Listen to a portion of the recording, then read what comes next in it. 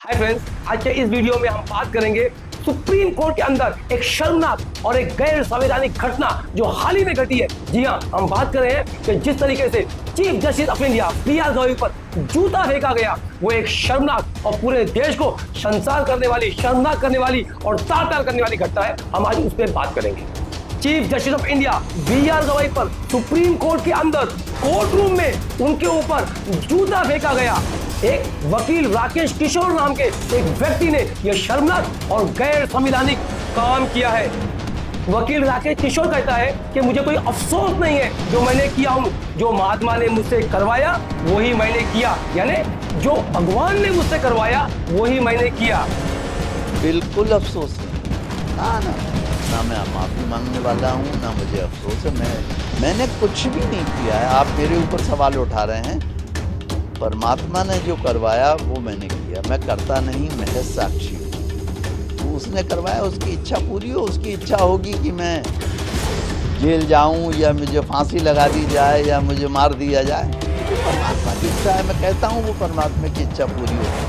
वो कैसा परमात्मा है जो किसी बहन बेटी का इज्जत लूटता है और चुपचाप देखता है? वहाँ पर आपके परमात्मा नहीं कहता है कि इज्जत लूटने वाला जाओ उसका सर धड़ से अलग कर दो। वहाँ पर आपका परमात्मा नहीं कहता है किसी किसान मजदूर का हत्या होता है, वहाँ पर आपका परमात्मा नहीं कहता है धर्म और जाति के नाम पर यहाँ दलितों के साथ में गर्दन में हांडी पहनाया गया, वहाँ पर परमात्मा नहीं कहा गया। वहाँ पर इनके अंदर परमात्मा नहीं आया। यह परमात्मा नहीं आया, यह आरएसएस के बनाया गया सोच आया, यह मनुस्मृति के घिनौना सोच आया। उस वकील राकेश किशोर आगे कहता है कि मैं कोई माफी नहीं मांगने वाला हूँ, ये एक्शन का रिएक्शन था। ऐसा नहीं है कि मैं नशे में था या मैंने कोई गोलियां खा रखी थी और मैं कुछ करके आया, ऐसा कुछ भी नहीं है। उन्होंने एक्शन किया, मेरा रिएक्शन था, ये जो किया। तो आप इसके लिए जैसे लेना चाहें लीजिए। आई एम फ्री टू से दिस थिंग कि मैं फियरफुल नहीं हूँ किसी चीज़ के लिए, ना मुझे कोई इस बात का अफसोस है कि क्या हुआ क्या नहीं हुआ।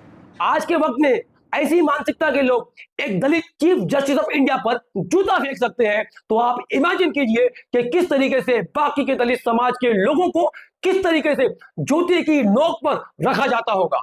आज हमारे समाज में अंधभक्ति का जहर इस तरीके से घोला जा चुका है कि उससे चीफ जस्टिस ऑफ इंडिया भी सुरक्षित नहीं है।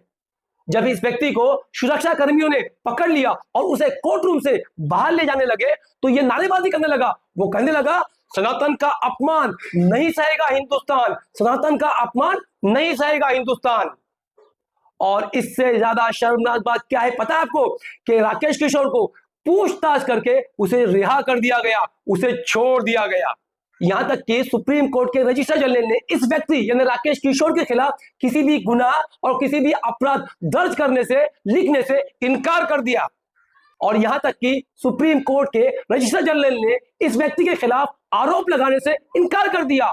और सुप्रीम कोर्ट के रजिस्ट्रार जनरल ने दिल्ली पुलिस को आदेश दिया कि इस व्यक्ति यानी राकेश किशोर का जूता और उसकी दूसरे दस्तावेज, उसके डॉक्यूमेंट उसे वापस सौंप दिया जाए, क्योंकि उसका नाम राकेश किशोर है।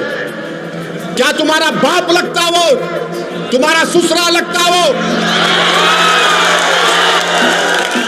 कि तुम उस पे केस नहीं बुक करते?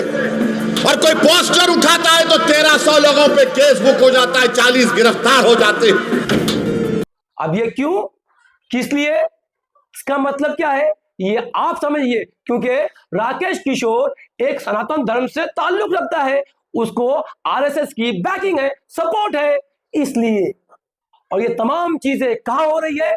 न्याय के मंदिर में, यानी सुप्रीम कोर्ट, जहां पर पूरा देश उम्मीद रखता है न्याय की, इंसाफ की, और वहां पर कोई भेदभाव, कोई धर्म, कोई ऊंच नीच का कोई मतलब नहीं, वहां पर सिर्फ कानून का राज है, संविधान का राज है। ऐसे मंदिर में भी वहां पर एक सनातनी होने के नाते उसको छोड़ दिया गया, उसे कोई अपराध, कोई गुनाह, कोई एफआईआर नहीं दर्ज की गई। अगर इस राकेश किशोर के बजाय कोई और व्यक्ति होता, कोई दलित समाज से होता, कोई दूसरे वर्ग से होता, कोई माइनॉरिटी कम्युनिटी का होता, तो सोचिए उसका क्या हाल किया जाता। उसे एफआईआर की जाती, उसको अरेस्ट कर लिया जाता और उसके ऊपर एंटी नेशनल यानी उसके खिलाफ, देश के खिलाफ साजिश करने के आरोप में उसको जेल में ठूस दिया जाता। कोई मुसलमान वकील ऐसे करता तो आज क्या होता? नहीं, अगर ऐसे मुसलमान वकील करता तो मैं समझता हूं अदालत में उसको मार दिया जाता। आप किसकी बात करें? मतलब उसे अदालत से बाहर आने दिया जाता है, इसी की संभावना नगण्य है। इतनी देर में, इसी देर में तो मार देते, वहां जितने भी लोग खड़े हैं वो सारे सब कुछ उसे मार देते, सारा सब कुछ। लेकिन ये एक आरएसएस के व्यक्ति ने किया है, एक ब्राह्मणवादी मानसिकता से पीड़ित व्यक्ति ने किया है, जो अपने आप को कह रहा है, जो निकलते हुए नारा लगा रहा है, सनातन का अपमान नहीं सहेगा हिंदुस्तान। इससे पहले पूछ लो कि सनातन का अर्थ समझता है क्या? अगर यही चीफ जस्टिस कोई ब्राह्मण होते, हिम्मत नहीं होती किसी की ये कर जाए, सोच भी नहीं सकता था कि ये सब कर जाए। लेकिन क्योंकि दलित हैं, कि हमारे जितने भी तथाकथित सांसद हैं, एमपी हैं, उनमें से अधिकतर नपुंसक हैं, कायर हैं, जिस भी पार्टी में हैं उसी पार्टी के बंधुआ मजदूर बनकर बैठे हैं और कुछ नहीं कर। इतना पावरफुल संविधान होने के बाद भी अगर आज ये हाल है, तो आप इमेजिन कीजिए कि उस व्यक्ति ने उस वक्त में किस तरीके से लड़ा होगा, उस वक्त के माहौल में, उस वक्त के समाज में, जिसने हम और आपको आज पूरे भारत को बराबरी का दर्जा दिया और हम और आपको सम्मान दिलाया। जी हाँ, हम बात कर रहे हैं बाबा साहेब अम्बेडकर की। वकील राकेश किशोर आगे कहता है कि आज हमारा अस्तित्व खतरे में है, यानी सनातन धर्म खतरे में है। और वो लोगों से अपील करता है, वो कहता है कि कोई भी सनातनी चुप ना बैठे, जो जहां है, जो जिस वर्ग में है, और जो कर सकता है वो सनातन धर्म को बचाने के लिए करे। यानी इनडायरेक्टली वो एक आह्वान दे रहा है, वो अपने लोगों को भड़का रहा है। और जिस देश में हिंदूवादी सरकार हो, जिस देश का राष्ट्रपति हिंदू हो, जिस देश का उपराष्ट्रपति हिंदू हो, जिस देश का प्राइम मिनिस्टर, गृह मंत्री हिंदू हो, जिस देश में बाकी के तमाम मिनिस्टर्स हिंदू हो, और उस देश में यह कहता है कि सनातन धर्म खतरे में है, हिंदू धर्म खतरे में है, क्या इससे बड़ा और कोई मजाक हो सकता है?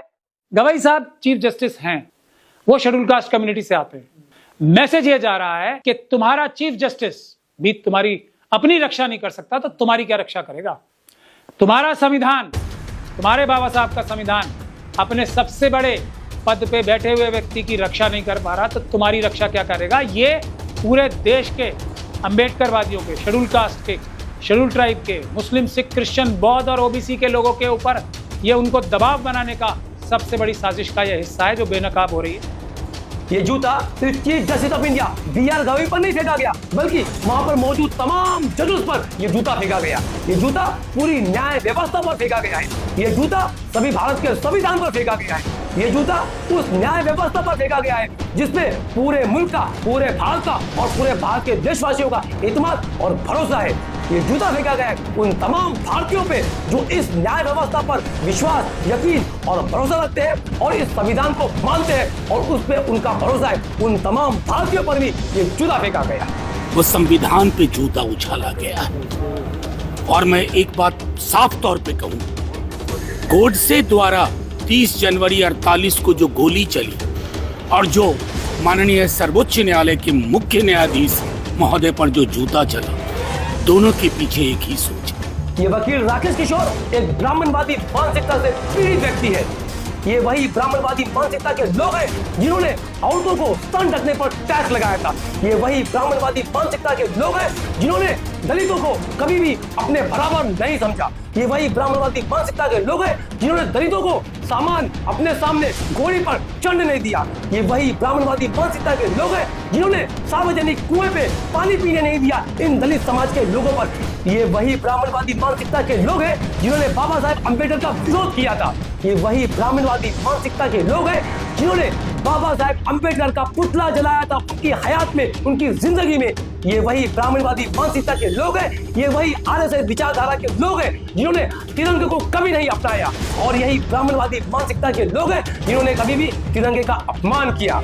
आज भी वही ब्राह्मणवादी मानसिकता रखने वाला, खुद को एक सनातनी कहने वाला वकील राकेश किशोर ने सिर्फ इसलिए chief justice of India B R. Gavai पर जूता फेंका क्योंकि वो एक दलित है।